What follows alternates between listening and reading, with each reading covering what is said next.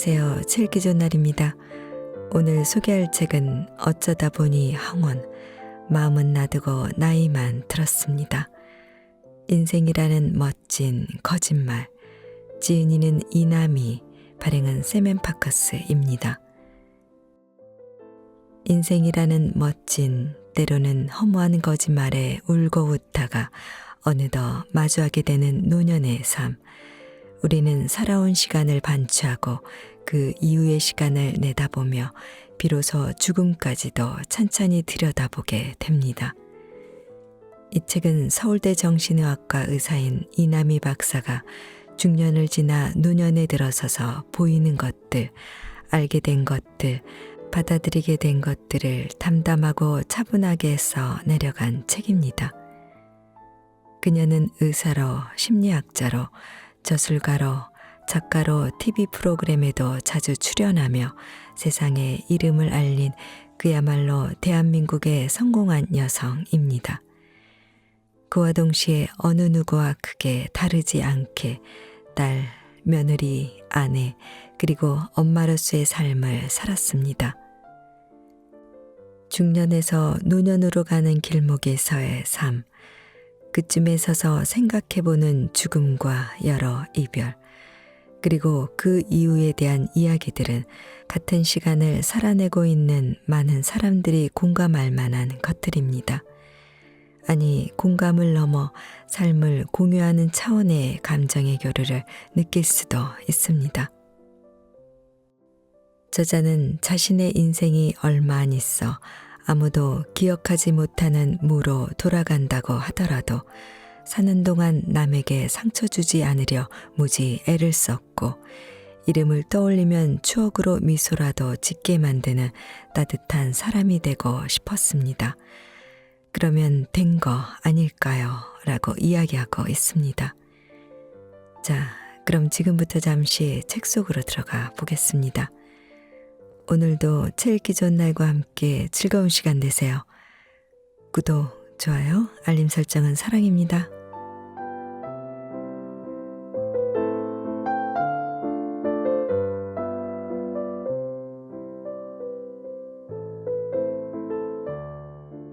다른 세상으로 가는 워몰.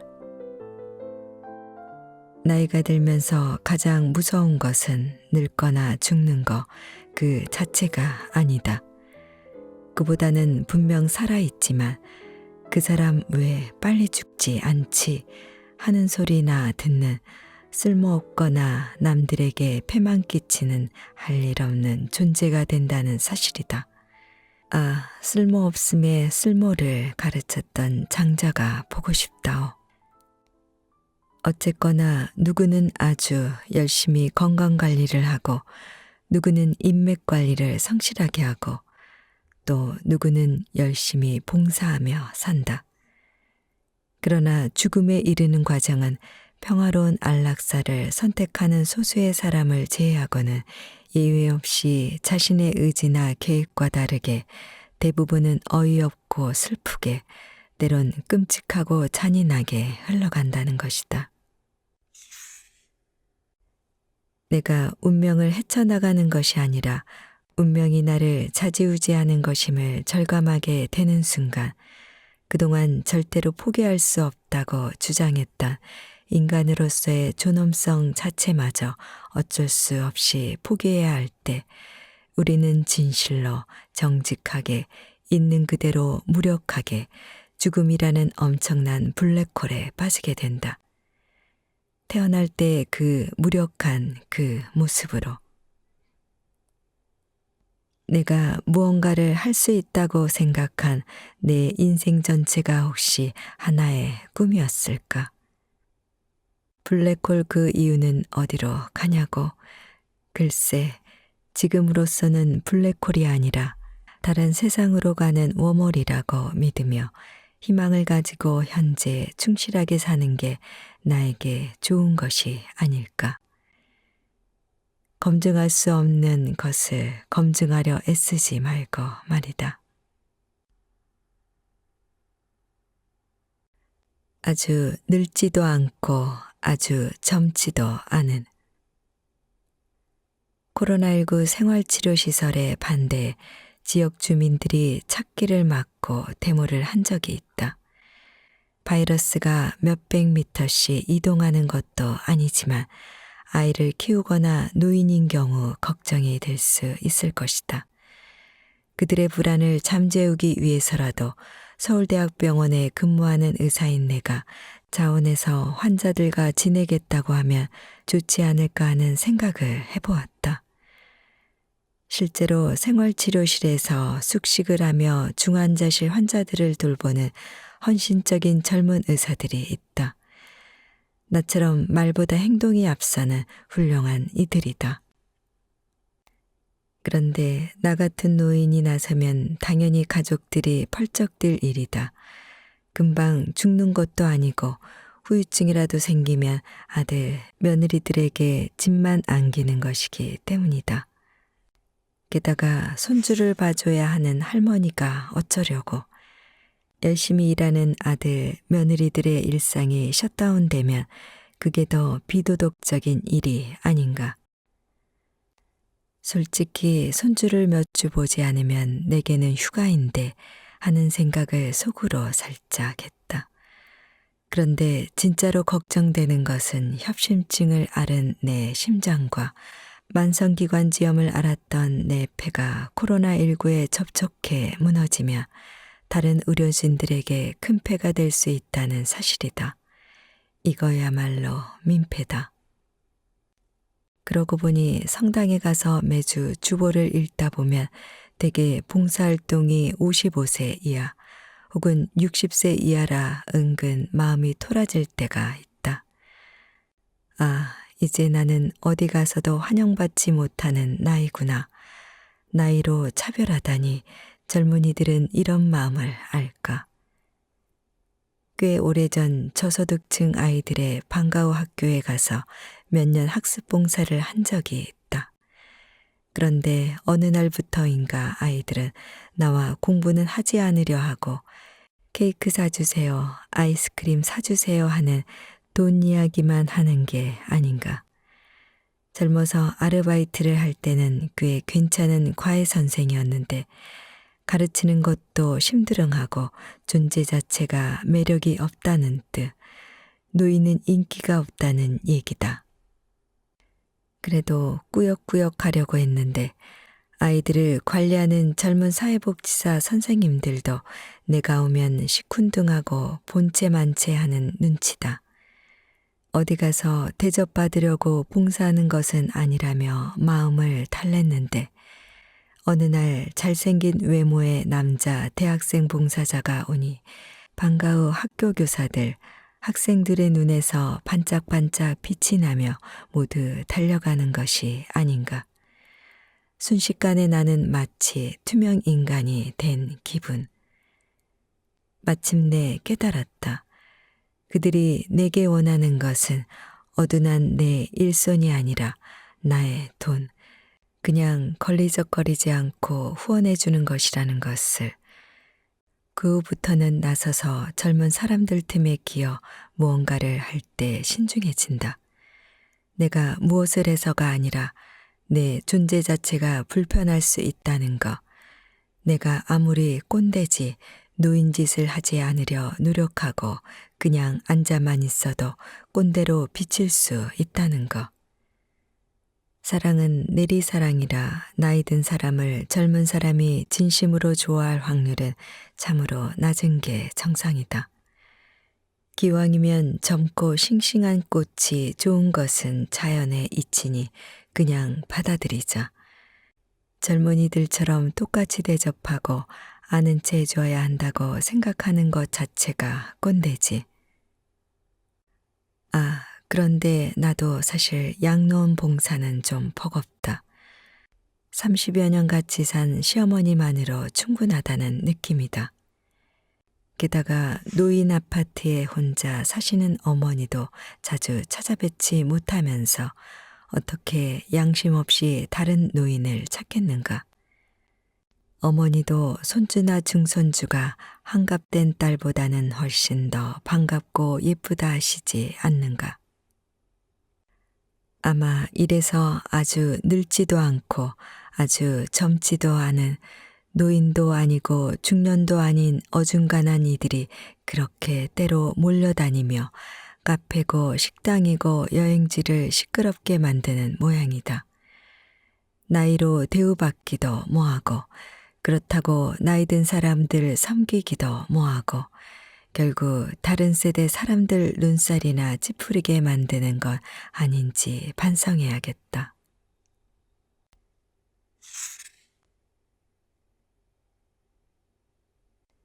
새로운 친구 만들기.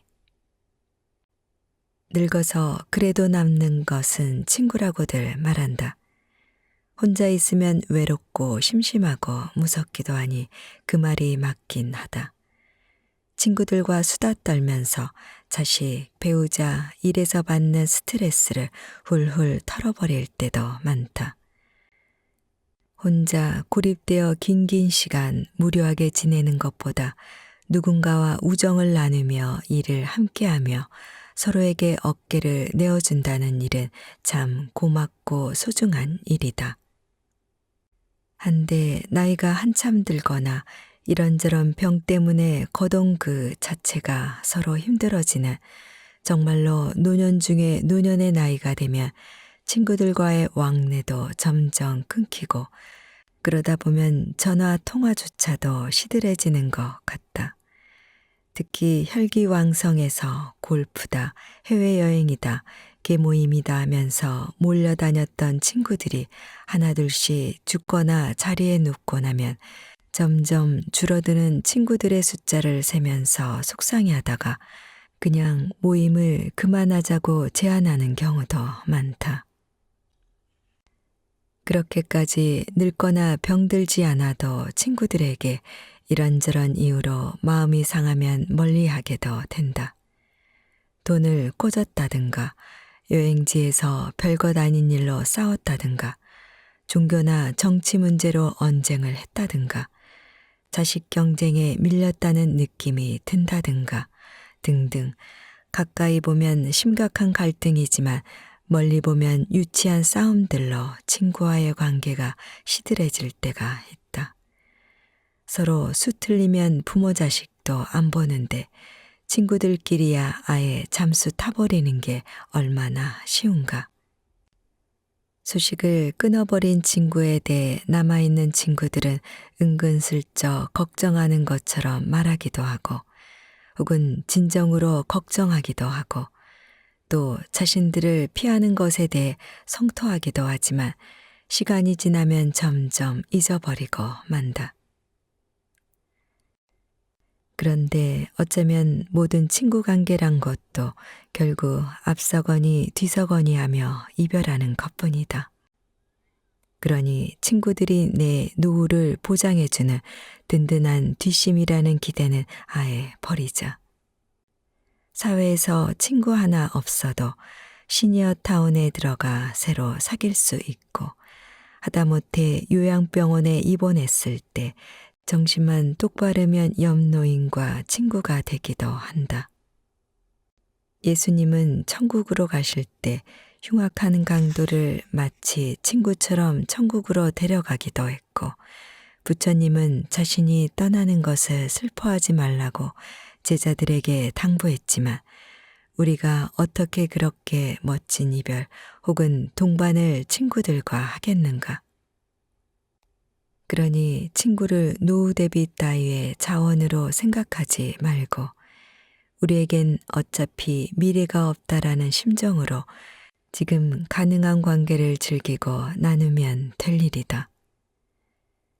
노후 준비라 해서 친구에게 괜히 집착하고 정주다 배신당하는 경우를 임상에서 한두 번 만난 게 아니다.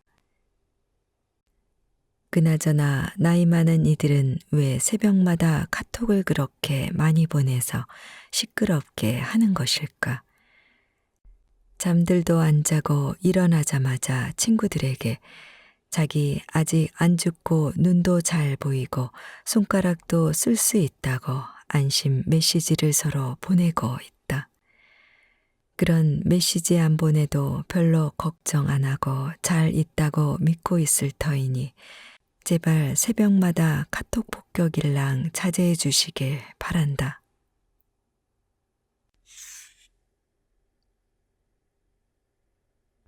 어느 날 갑자기 완벽한 노후란 없다. 돈 걱정, 건강 걱정 없고 든든한 자식도 있어서 노후는 끄떡없다고 생각하는 정말 소수의 몇몇을 빼고는 대개 100세 시대가 반갑기보다는 무섭고 걱정일 것이다. 아무리 부자라도 건강이 따라주지 않으며 갖고 있는 돈을 호기 있고 자유롭게 쓸 수가 없으니 소용이 없다.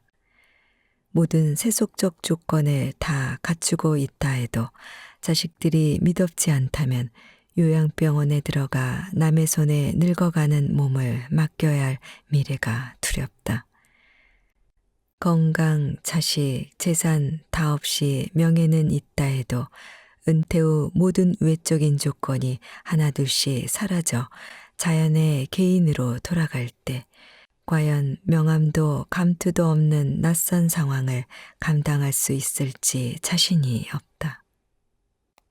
아마 그런 두려움, 걱정, 불안 때문에 TV나 소셜미디어에 장수 시대를 대비하는 온갖 장수식품, 운동법, 식이요법, 연금이나 보험 등 노후를 위한 서비스를 광고하는 프로그램들이 많을 것이다. 노후를 이러이러하게 대비하라는 여러 비법 아닌 비법 혹은 자신의 경험들을 담은 책도 넘쳐난다.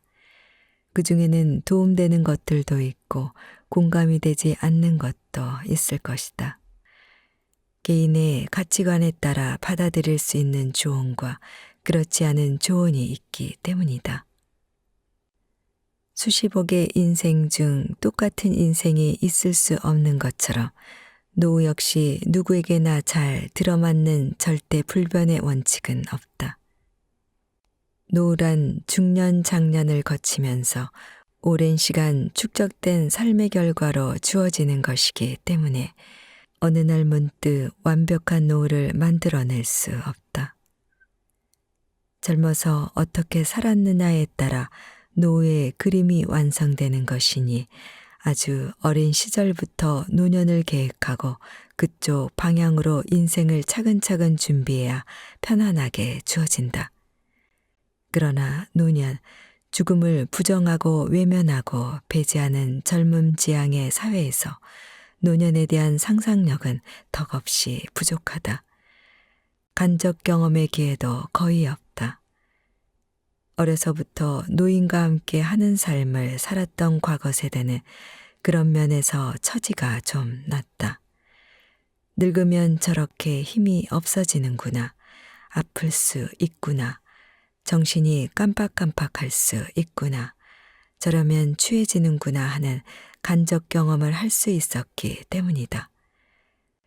젊을 때 자신의 노년을 상상할 수 있어야 더 지혜롭게 정신 바짝 차리고 젊은 시간의 가치를 안다.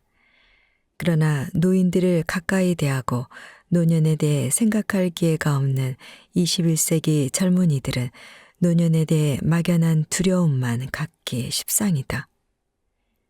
노인에게서 자신의 미래를 찾지 않는다. 대신 타자로 대상화하여 틀딱이나 꼰대니 하는 식의 비아냥거리고 혐오와 분노를 쏟아붓기도 한다. 노인에 대한 공감 능력이 없다는 것은 결국 자신의 미래에 대한 공감 능력이 없다는 뜻이다. 병원이나 요양시설 종사자, 공동체 사회사업가 혹은 대가족의 일원으로 노인 대상 돌봄 노동을 하는 이들은 일은 힘들지만 자신의 노후를 미리 상상하고 깊이 고민하고 준비할 수 있다는 점에서는 행운이다. 성공적으로 노년과 죽음을 보내는 사람들을 곁에서 볼 수 있다면 그 길을 따라가면 되는 것이고 돈과 권력이 있어도 끔찍하게 멍청한 노년을 보내는 사람들을 만나면 그 반대로 하면 된다. 각종 매체에서는 일단 돈 그리고 만나는 사람들이 많아야 좋은 노후라고 조언한다. 그럴 수도 있지만 반대일 수도 있다. 돈으로 관계를 사고 돈으로 자신의 가치를 사야 하는 경우는 특히 행복의 외피를 입은 불안과 공포의 삶이다.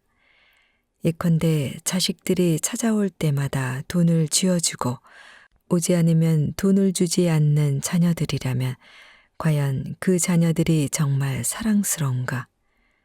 돈 자랑, 자식 자랑하지 않으면 어떤 이들에 대한 가십과 비난과 분노만 표출하는 모임에 나가서 과연 귀와 가슴이 행복해지는가? 명품싸 장 속에 놓아두었는데 막상 갈 데도 없고 쓸 데도 없고 게다가 유행까지 뒤처져 입을 수도 없다면 정말 그런 명품을 산 자신에게 뿌듯한 자부심을 느끼는가?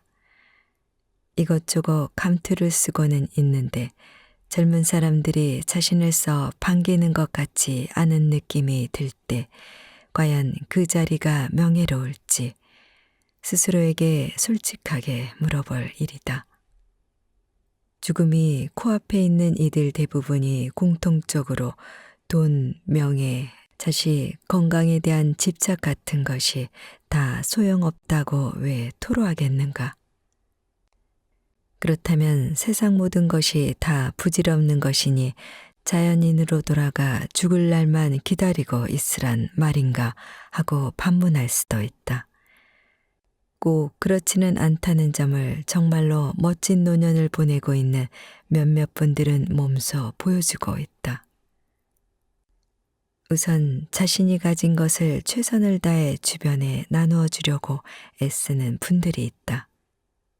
모임에 가도 감투에 연연하거나 자신의 뜻대로 젊은 사람들을 좌지우지하기보다는 조용히 계시다가 누군가 구체적으로 도움을 청할 때 기꺼이 상대가 원하는 것을 해주는 진정한 어르신들이다. 어떤 훌륭한 도움이나 조언도 상대가 원하지 않으면 간섭이나 잘난 체 혹은 갑질일 수 있다는 것을 그들은 안다. 그만한 지혜를 나누어 줄 만큼 깨달음이나 정보가 없지만 소중히 모은 돈이라도 죽기 전에 나누어 주겠다는 이들도 참으로 훌륭한 분들이다. 하지만 많은 노인들이 많든 적든 자신의 돈을 남들에게 나누어 주지 못한다. 꼭 이기적이고 탐욕스러워서가 아니다. 그 돈을 모을 때까지 고생했던 자신의 과거가 투영된 돈이 없어지면 자신의 가치도 없어질 것이라는 허무감, 불안감 때문인 경우가 적지 않다. 막상 돈이 없어지면 찾아올 수도 있는 무의미, 공허감을 극복하고 용기 있게 주변에 베푸는 그들 역시 굉장한 노인들이다. 돈도 지혜도 없지만 마지막까지 주변에 폐를 끼치지 않고 살기 위해 열심히 실천하는 건 역시 어렵다. 아프면 누군가 옆에 있으면 하는 게 사람의 마음이다. 결코 돌아올 수도 없고 누구 미리 가본 사람이 있어서 그 정보를 가르쳐 줄 수도 없는 완전히 새로운 길을 떠나면서 어떻게 무섭지 않겠는가?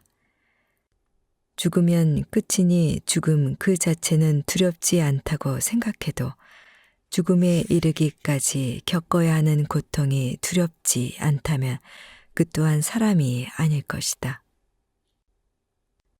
어쩌면 인간은 좀 더 겸손하게 자연에서 배워야 하는 게 아닌가 하는 생각도 든다.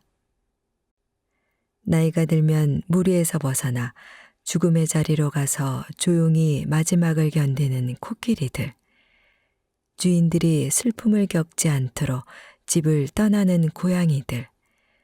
늙으면 무리에서 내쫓겨 홀로 죽음을 맞는 군집 생물들의 본능을 어쩌면 인간의 의식이 따라가지 못하는 게 아닌가 하는 생각도 든다. 다행히 행복한 노년과 죽음을 맞이하기 위해 어떤 준비를 해야 하는지에 대해 예수님, 부처님, 알라, 비슈누, 천지신명 등 여러 종교의 신들이 참으로 친절하게 가르쳐 주셨고 그 가르침이 어려울까봐 각종 해석과 주석서가 수천 년 동안 누적되어 왔다. 내가 마음만 연다면 노년과 죽음의 비밀을 가르쳐주는 스승의 가르침이 차고 넘치지만 내가 마음을 열지 않았을 뿐인 것이다. 건강식품을 하나라도 더 먹고 각종 보험을 들어 놓고 하는 것도 좋지만 오늘 하루 죽음과 죽음 너머를 묵상하면서 내 그릇으로는 과연 무엇을 해야 하는지 스스로에게 물어보고 실천해야 한다. 그래도 여전히 유튜브와 TV와 카톡 메시지는 노인을 위한 재무 상담과 보험 정보, 종부세, 상속세 같은 이야기들만 쏟아낸다. 어쩌면 현재 노인들은 심리적으로나 체력적으로는 노년 준비를 비교적 잘 하고 있지만 재정적으로는 그렇지 못하다는 반증일 수 있겠다. 대부분의 노년에게 실존적 고민 따위는 사치일까? 그렇다면 배부른 돼지보다는 배고픈 소크라테스가 되겠다라는 유명한 관용구가 진정 더 이상 필요 없는 돼지의 시대가 되었다는 뜻인가?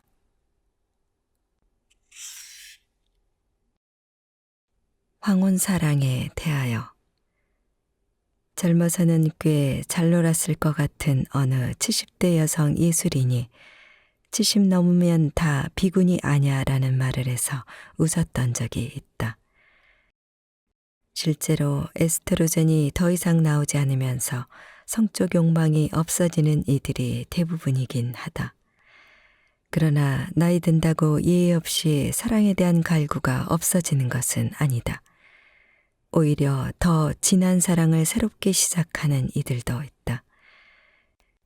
요즘엔 시니어타운 등 노인 집합 거주시설들이 생기면서 혼자가 된 노인들이 연애를 하는 일들이 종종 있다. 그러면 대부분 그 시니어타운을 떠나게 된다. 짝을 짓지 못하거나 혹은 자신의 배우자가 너무 지겨운 이들의 질투 때문이다. 죽어야 끝나는 게 인간의 질투심이고 죽을 때까지 계속되는 것이 에로스의 장난이다. 그런 노인들을 젊은이들은 때론 당황스러운 시선으로 때로는 경멸하는 태도로 바라본다. 부모가 자신들의 성생활을 이야기하면 불쾌해지듯 노인들이 자신들의 성을 거리낌 없이 밝힐 때 지혜롭고 무성적인 노인의 모습을 기대하는 젊은이들의 마음은 힘들어진다. 그러나 이제 100세 시대가 되어 60에서 70대가 되어도 여전히 건강하고 성욕과 사랑에 대한 갈망이 깊은 노인 아닌 노인이 많다. 누가 그들에게 돌을 던지겠는가? 나이 든 자식들은 10대 아이들의 성생활과 연애에 대해 잔소리하듯 노인들의 사랑에 간섭하려고도 한다. 특히 돈 많은 부모가 배우자 아닌 다른 사람과 새롭게 인생을 시작하겠다고 하면 유산, 노후 간병 문제 등이 복잡해지니 더 반발이 크다. 현실적으로 노후에 새롭게 사랑이 시작되었다면 웬만하면 동거가 낫지 않나 싶다. 10대 아이들이 열정에 겨워 결혼하겠다고 나섰다가 몇 년 안가 후회하듯 노화가 시작되어 판단력이 떨어진 노인들의 정열이 사그라들고 나면 주한 진면목이 드러나는 경우가 적지 않다. 물론 자녀들은 자신들이 끝까지 노후 간병을 책임질 태세가 아니라면 노부모의 황혼 사랑에 대해 왈가왈부하지 않는 게 서로 좋을 수 있다. 어쨌건 기저귀는 망설이고 저하는 자식들보다는 배우자가 갈아주는 것이 훨씬 나으니까.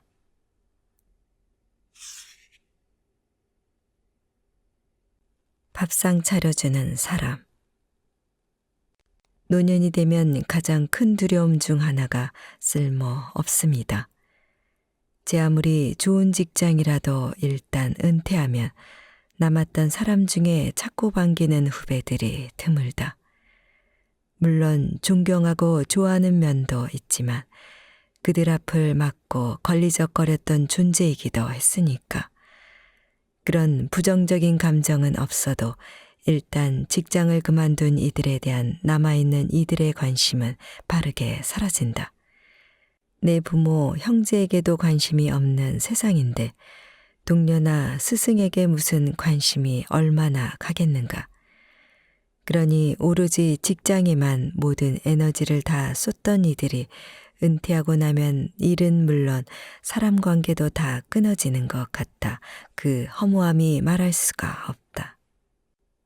그렇다고 새삼스럽게 무언가를 시작하고 새 사람을 만나는 것도 쉽지가 않다. 젊을 때만큼 새로운 것을 배우고 익히는 것이 어렵기 때문이다. 그나마 주택관리사, 공인중개사 같은 자격증을 따고 일할 수 있는 노년은 큰 축복이다. 그만큼 머리와 몸이 움직인다는 증거니까.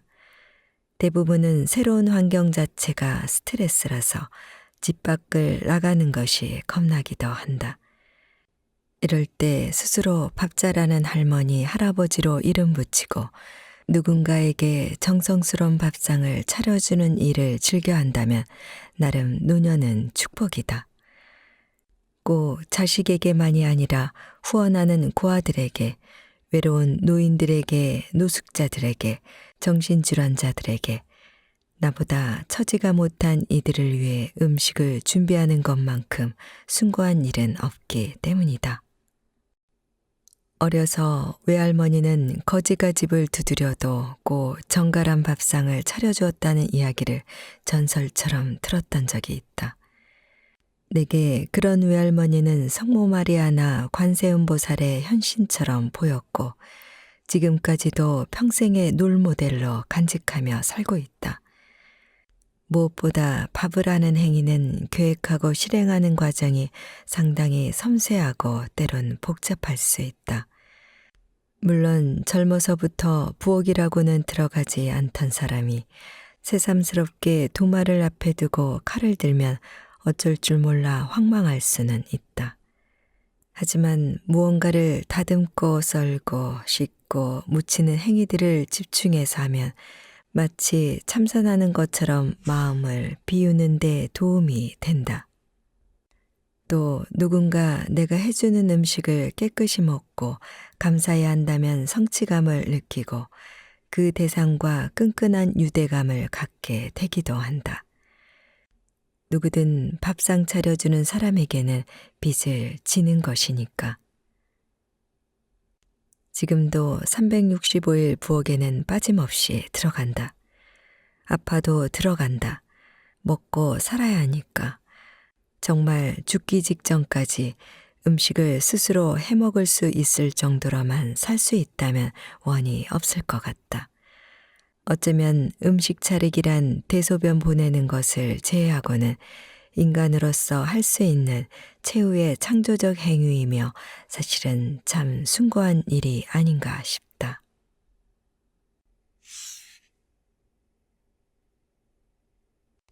얇고 길고 밋밋하게 사는 것. 해밍웨이의 소설 누인가 바다의 주인공은 잡히지 않는 고기를 잡으려 사투를 벌이다 결국 세상을 떠난다. 나 같으면 그 배의 길을 젊은이에게 넘겨줬을 것 같다. 젊은이가 알아서 고기를 잡을 수 있도록 도와주고 격려해주고 그간 쌓은 경험을 나눌 것 같다. 혹시라도 젊은이가 지치면 맛있는 음식을 마련한다든가 하다못해 썰렁한 농담이라도 해서 젊은이 마음을 풀어주고 또 어쩌면 고기를 잡는 것이 인생의 끝이 아니라 세상은 넓고 할 일은 많다고 말해줄 것 같다. 해밍웨이도 혹시 그렇게 생각했더라면 누인가 바다 같은 위대한 걸작은 쓰지 못했을까. 여러 번 걸친 사고로 인한 뇌 손상, 알코올 중독, 혈색소증 등으로 인한 여러 장기 이상으로 우울증과 공포, 불안을 겪던 해밍웨이의 말년은 노벨상 수상작가에 어울리지 않게 불행했다. 그의 총기 자살은 예술혼을 불태우는 낭만적인 죽음이 아니라 고통과 싸우다 택한 평안이었다. 사랑하는 여인이 마지막까지 곁에 있었으나 해밍웨이가 병과 싸우다 결국 죽음을 택했듯 화가 마크로스코나 아실고르키의 죽음은 더 외롭고 아프며 그의 그림들 역시 그렇다. 고르키의 작품에는 몸을 지배하는 고통이, 로스코의 그림에는 깊은 허무와 절망이 뒤엉된 자신의 그림자가 보인다. 우리같이 평범한 사람들은 그들의 목숨까지 삼켜버린 천재들의 결과물을 감상하고 살며 상처받았던 기억들은 치유하고 죽음 앞에 두려움을 완화시킬 수 있게 된다. 그들이 원하든 원하지 않든 천재들에게는 평범한 사람들의 비극까지 대신 떠맡는 재능이 있고 그런 재능이 바로 그들에게는 저주였을 수 있다. 내게는 그런 재능이 없다는 것이 어찌 보면 참으로 감사한 일이 아닌가. 굵고 짧고 격렬하게 사는 것보다 얇고 길고 밋밋하게 살면서 소소하지만 확실한 행복을 찾을 수 있는 평범함보다 더한 축복이 세상에 어디 있으랴. 나이 들었지만 무엇 하나 내세울 것 없는 노인들이 천재였지만 일찍 간 사람들 얘기를 들으면서 하는 자주 섞인 얘기다. 한편으로는 무언가를 이루지 못한 사람의 열등감일 수도 있지만 한편으로는 자신의 재능과 그를 제대로 알아주지 않는 세상 때문에 고단한 삶을 살아야 했던 천재들에 대한 애틋함과 안타까움도 있다. 그들은 영원히 젊은 상태로 세상을 떠났고 평범한 우리는 그나마 노년이 무엇인지 경험할 수 있었기에. 그럼에도 늙음이란 말은 언젠가부터 금기어가 되어 가고 있다. 왜 꺼려하는 말이 되었을까? 왜 지자체나 기관들은 늙은 사람들을 위한 무엇을 한다고 하지 않고 굳이 외래어인 시니어란 말을 쓰는가? 우리말 늙은 혹은 노인이란 단어에는 낡고 비루한 냄새가 나는 반면 시니어란 단어에는 세련되고 좀 있어 보이고 젊은 느낌이 든다고 생각하는 걸까? 이제 미국이라면 사족을 못 쓰던 전후의 그 못 사는 나라가 아닌데도 불구하고 말이다. 늙은이라는 말에 비하하는 뉘앙스가 있는지 노인들이 스스로 노인이라고 말하는 나이는 75세쯤 되었다. 특히 경제적 능력이 있고 자기관리도 철저히 하는 노인들의 경우엔 과거보다 체력과 건강이 좋아졌기 때문에 75세까지는 스스로를 노년보다는 나이 든 중년이라고 간주한다. 물론 몸의 기관들이 급격히 나빠지게 되면 그보다 빨리 노인이라는 점을 받아들이게 된다. 자신이 늙었다는 것을 부정하면서 실수를 하면 상대방에게 불쾌감을 주지만 허둥대더라도 늙으니까 많이 답답하지 하고 말하면 대부분의 젊은이들은 경직된 태도를 푼다. 어차피 노인은 젊은이들에게 상대가 되지 않으니 노인이 먼저 공격만 하지 않는다면 굳이 젊은이들이 미치지 않고서야 노인을 공격할 리는 없다. 노년을 부정하는 것은 꼭 젊은이들과의 경쟁 구도 때문은 아니다. 노인들 중에는 늙은 존재 자체가 아름답거나 유쾌하지 못하다고 생각하는 이들도 있다. 자존감에 저하다. 물론 젊은이들 중에도 그런 사람들이 많다. 다른 점이 있다면 젊은이들은 자신들의 육체가 얼마나 빛나고 싱싱하고 아름다운지 모른다는 것이고 노인들은 쇠락해가는 육체와 정신을 억지로라도 고상함과 아름다움으로 포장하려 한다는 점이다. 노년 그 자체를 부끄러워하거나 혐오하기 때문이 아닐까. 나이 들수록 화려한 옷, 화려한 장신구를 선택하는 것은 주름진 자신의 피부나 처진 육체로부터 시선을 돌리기 위해서라고 말하는 노인들은 대부분 패션 감각이 출중하다. 그러나 한 걸음 더 나아가 진짜 패션은 노년 그 자체여야 하는 게 아닐까 싶다. 흰머리와 주름진 얼굴을 감추지 않는 얼굴이 존경스럽고 아름다운 이유다. 물론 죽음과 소멸을 예고하는 흔적들에게서 아름다움을 찾는 것은 쉽지 않다. 화가 렘브란트나 이반 올브라이트 등이 그린 노년의 자화상들을 보면 감동을 받지만 한편으로는 안쓰러워지는 것을 부정하기 힘들다. 누워서 방긋방긋 웃는 손주 녀석을 보고 기저귀를 갈고 우유를 먹일 때 마음과 몹쓸병에 걸린 운명을 저주하고 분노를 터뜨리는 늙은 부모의 성인용 기저귀를 갈 때의 마음이 어찌 같겠는가. 하지만 아이의 아름다움이 순수미라면 노년의 아름다움은 죽음과 가깝고 운명의 한계를 보여준다는 점에서 인간의 한계를 인식시켜주고 자연의 장엄한 힘을 절감케 하는 숨고미에 가까울 것 같다. 비유를 하자면 젊은이들의 삶은 꽃과 열매가 가득한 풍성한 녹색에 가깝다면 노년의 삶은 메마른 협곡이나 사막 같을 수 있다.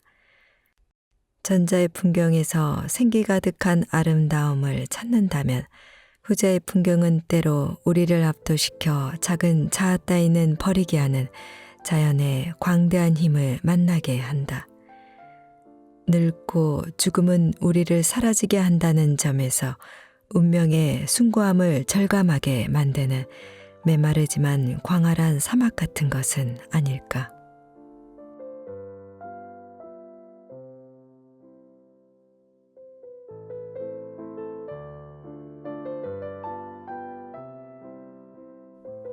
읽기 좋은 날 오늘은 인생이라는 멋진 거짓말을 보내드렸습니다.